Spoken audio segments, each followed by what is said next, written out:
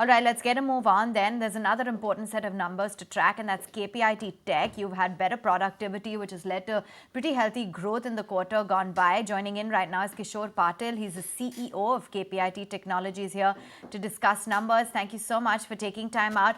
To begin with, you require nearly 2% cross-currency growth in Q4 to achieve the lower end of your revenue growth guidance of about 37%.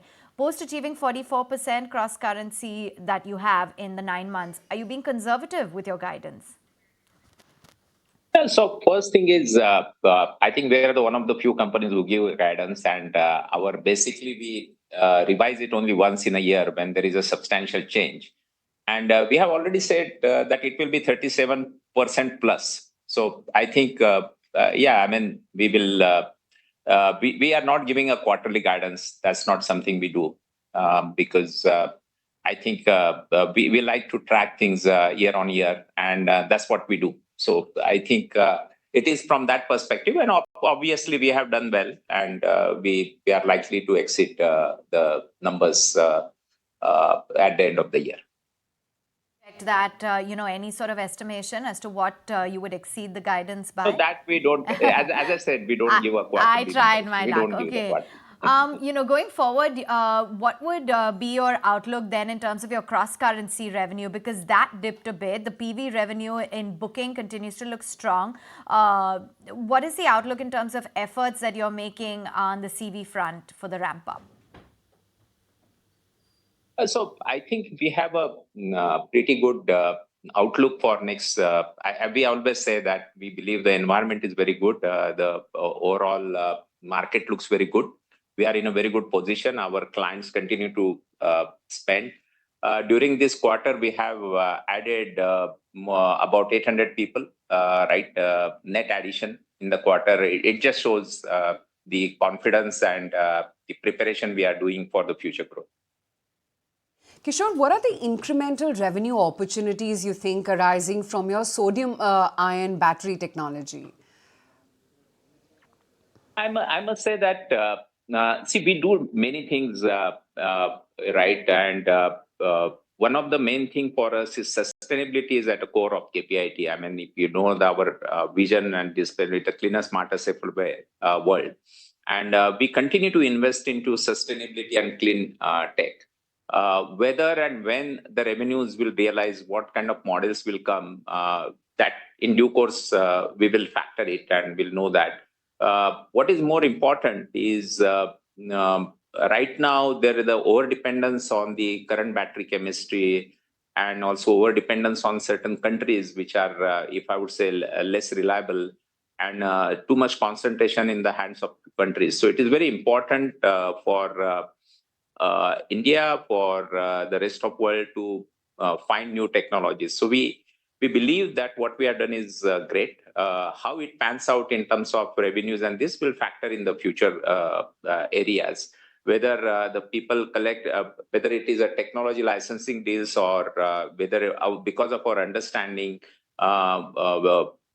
deeper integration with the technologies, that will pan out in due course. But naturally, as you know, we are not manufacturers of in any way. So we are just a technology developer. Absolutely. But what I wanted to understand was whether order inquiries at least are increasing. Sorry, can you repeat, please? No, I just wanted to understand whether inquiries are increasing when it comes to sodium-ion battery technology. Yes, absolutely. People are very curious. People do come specifically in India and outside India too. I think people are very curious. People want to understand more. So absolutely, as I said, as a technology provider, we are very keen to engage. We have to see what kind of engagement models come up. Also, are you witnessing larger deals similar to the deals that you won from, say, a Renault and Honda during FY23? I mean, I think I have been saying it in the past also that don't look at the deals. I think all our clients will scale to the similar levels, if not bigger. I mean, we have clients which are bigger than the names you have taken, the engagements. Not necessarily we will have one deal, but the point is, if you look at during this quarter, just to elaborate on that, we have closed $189 million of deal. It's a significant deal. I mean, I can very easily say it's a, it includes few 50 million or 100 million deal. But the point is, you have to look at the number. It's a 189 million new engagements which have been won during the quarter. So it just shows the very strong very strong momentum in the business. So for FY25, broadly speaking, you'll be able to clock 25 to 30% kind of growth, or do you think it's going to be above 35%? You may have to wait a little bit, a few months for that. But I must say that we see a very positive environment, and what the exact numbers will pan out, we will naturally talk at the end of this year, that is in April. But we see our client spending. We see where we are positioned very well. The technology area on which the spend in AR&D is increasing, continue to increase. Let me put it like this: it continue to increase. So we see a positive environment. What exact numbers will be there, we will of course come back to you. But we see that environment in not only next year but next few years. Okay, and in light of all of that, your margins as well have seen a steady improvement. What have been the drivers, and should we assume now that the margins will stabilize around 21% versus 20% in FY24? See, we have been what we have been saying we wanted to achieve a 20% plus EBITDA during this year. Fortunately, we have exceeded it a bit. We always say that we have a good headroom, but we continue to invest into growth. Just like you have talked about the new technologies we are investing, new markets we are investing. So we'll continue to do that. So we are not maximizing our margins in that sense at the cost of future growth or future positioning of the company. So we continue to invest into technology and etc. So I would say we of course will continue to grow more than 20%, but what exact number in terms of profitability we'll give. But to your point, what are the drivers for that? Number one, of course, is the growth, which has been a very strong growth, continuing and at a higher realization. So that is one important part. Second, of course, we have been in a position to really do operational efficiency, bring in a stronger operational efficiency.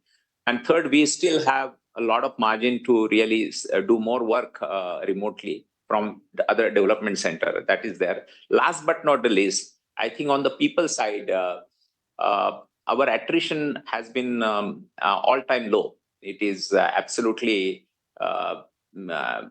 very low double-digit, if I have to say. So, I think that has all helped us to improve the profitability and manage our operations better. Kishor, lastly, what message would you like to leave for your shareholders? Because yours has been one of the few rewarding stories within the IT and tech sector, with almost over 100% return in the last 1 year alone. Yeah, I think the point is, I must say that the fundamentals of our business are very strong, and we are here for a purpose which is deeper and longer. And we see that the investments in this area will continue to grow. We still have a lot of headroom, both with our current client as well as beyond it. And I think we'll continue to make the efforts and investments to be where we are and continue to give a consistent growth. Okay, and I'm sure the stock is already taking cues from that, holding up a good 2.5% right now itself on trades, and the volumes as well clocked up pretty decent. Kishor, good having you on the show. Thank you so much for speaking with us today. Thank you. Thank you. Thank you.